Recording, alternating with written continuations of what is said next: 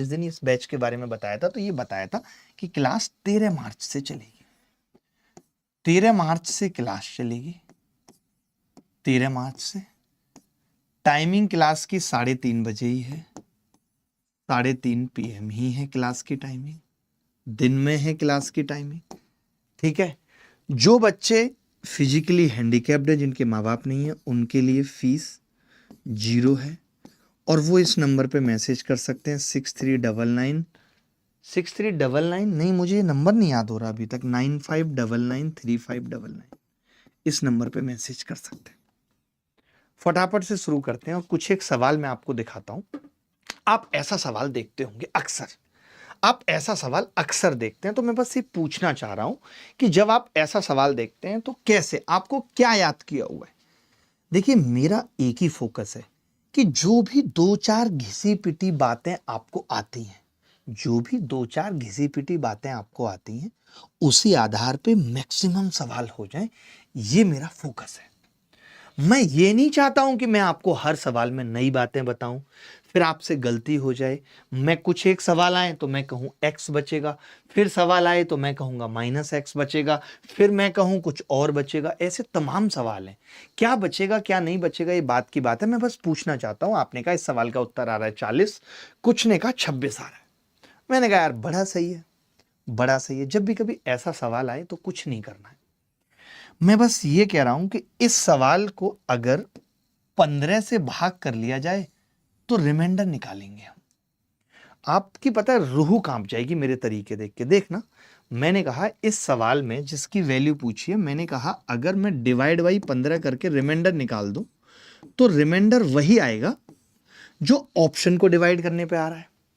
जो ऑप्शन को डिवाइड करने पे आ रहा है वही रिमाइंडर आएगा। आपने कहा बड़ी सही बात है जी। तो मैंने कहा कैसे निकालेंगे, तो आपने कहा इसका तो निकालने की जरूरत नहीं है। आप सोच रहे हो कि मैंने 15 ही क्यों लिया, क्योंकि मैक्सिमम टर्म में 15 था, तो मुझे इसका चेक नहीं करना पड़ेगा, मुझे इसका तो चेक ही नहीं करना पड़ेगा। बताओ करना पड़ेगा क्या? रेड पेन से काटता हूं तब आप ज्यादा अच्छे से समझ पाओगे। मैंने कहा मुझे इसका तो चेक ही नहीं करना पड़ेगा, बिल्कुल चेक ही नहीं करना पड़ेगा मुझे इसका। मुझे चेक किसका करना पड़ेगा भाई? ओहो, ठीक है, रुक जाओ 1 मिनट। समझाने के लिए कई बार ना मजा नहीं आता है। मैंने कहा कि मैं इसका तो चेक नहीं करूंगा, इसका सही है। आपने कहा जी सही है, नहीं चेक करने की जरूरत ही नहीं, 15 से कटेगा ही कटेगा। एक बच्चा बोला बचा कितना फिर गुरुजी? तो मैंने कहा 14 की घात 4 बचा, 14 की घात 4 बचा। एक सवाल समझाने में टाइम लग रहा है, उसके बाद बिल्कुल टाइम नहीं लगेगा, सिर्फ एक सवाल समझाने में टाइम लग रहा है। 14 की घात 4 और आपने कहा प्लस 40, 40 को 15 से भाग करेंगे 10 बचेगा, यही है। तभी एक लड़का बोला कि जी मास्टर साहब हम इसको भी जानते हैं, कैसे निकालते हैं रिमाइंडर? 15 माइनस 1 की घात 4 हर लड़के को पता होता है, प्लस 10। अब उसको पहले ही पता चल गया जब भी ऐसा सवाल आता है तो 15 से एक संख्या कम होगी, तो पावर 4 देखेंगे तो रिमाइंडर वैसे ही 1 बचा देंगे, 1 + 10 = 11। मैंने आपको क्या सिखाया, मेरी बात सुनना, मैंने क्या सिखाया कि आपको पता चल जाएगा 14 की घात 4 है तो -1 की घात 4 यानी 1 बचेगा, और 40 के केस में कितना बचेगा? 10, 11 बचना चाहिए।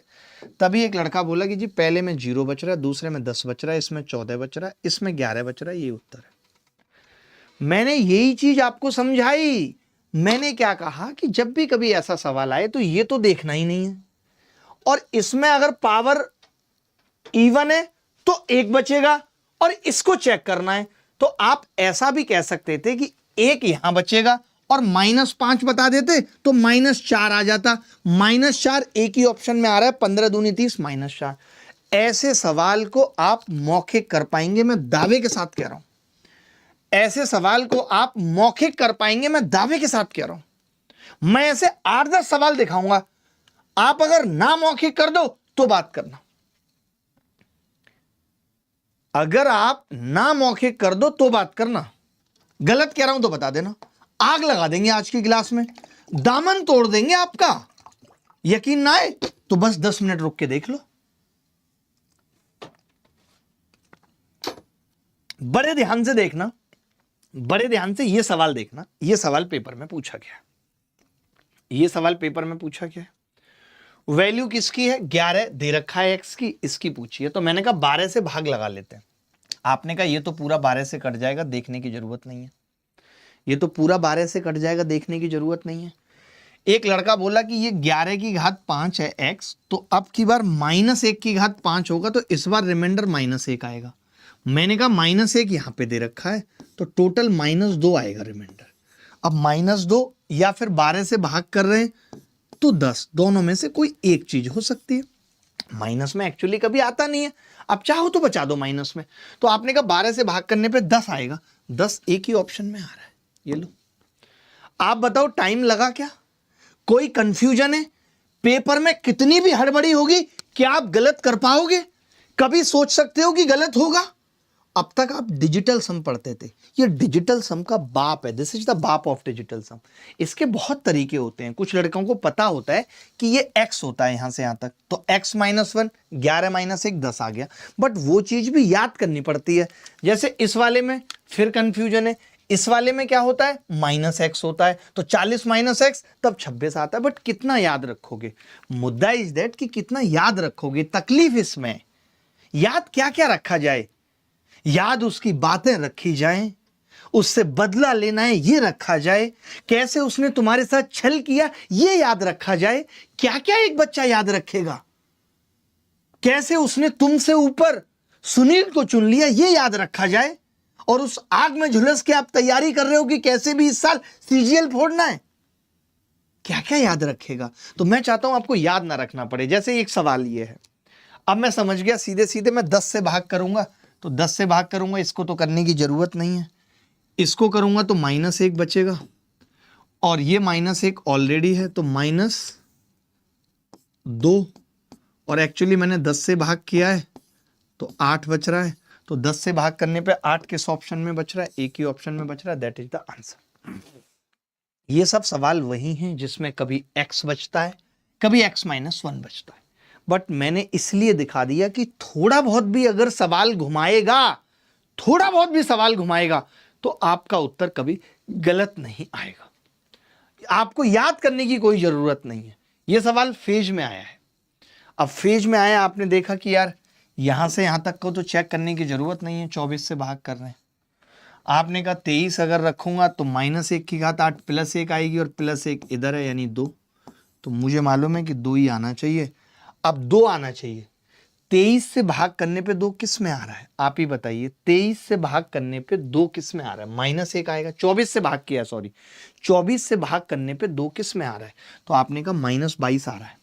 अब देख रहे हो, आप फंस गया सवाल। अब आप x + 1 ये सब करते तो आपको नानी याद आ जाती। अब की बार सवाल का उत्तर बदल गया, या तो 2 आ सकता है, या मैं 2 में से 24 घटा दूं तो -22 आ सकता है रिमाइंडर। तो एक ही ऑप्शन है -22, that is a is the correct answer.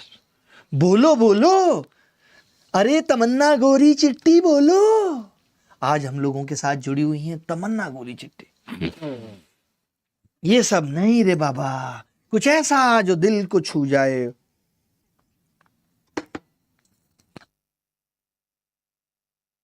आगे बढ़ते हैं, आगे बढ़ते हैं दोस्तों, आगे बढ़ते हैं। ये सवाल देखिए, ये किसी मास्टर साहब ने बनाया है, ये किसी मास्टर साहब ने बनाया है, तो अच्छा ही बनाया होगा। 107 से भाग करेंगे तो ये पूरा कट जाएगा, 107 से पूरा कट जाएगा, पूरा कट जाएगा, तो यहां -1 बचेगा, -1, और ये 25 इधर बच रहा है, 25 में से 1 गया 24, यानी मैं समझ गया कि 106 से 107 से भाग करने पे 24 बचना चाहिए। भाग किससे कर रहे हैं? 107 से 24, किस में बच रहा है? 107 से करने पे 24, 107 और 24 कितने हो गए? 131 में बचेगा, 131 में बचेगा। गलती हो जाए माफ करना।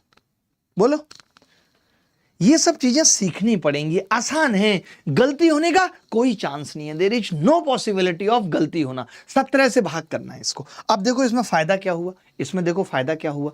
17 से भाग करना है तो 17 से अब ये पूरा ही कट गया, अब ये पूरा ही कट गया इस बार 17 से, और मुझे पता है कि -1 की घात 4 करूंगा तो 1 ही बच जाएगा, 1 आएगा या तो उत्तर। 17 से भाग करने पे 1 ही ऑप्शन में आ रहा है, b is the correct answer. क्या मुश्किल हुई आपको? क्या मुश्किल हुई आपको? एक बच्चा पूछ रहा है क्या सर ऐप पे क्लास नहीं चलेगी? चलेगी भाई,